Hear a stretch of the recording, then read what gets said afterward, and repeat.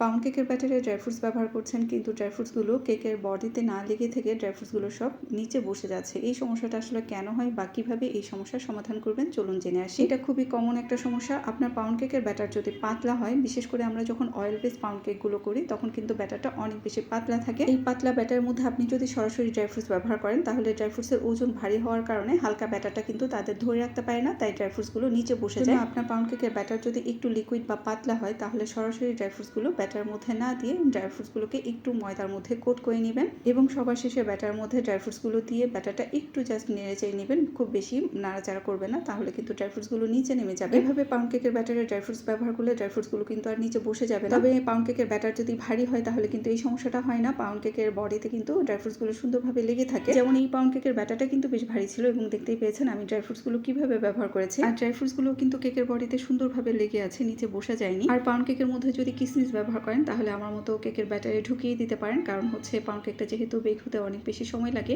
এই অতিরিক্ত সময় কিসমিসটা বার্ন হয়ে যায় এবং খেতে তিতা লাগে।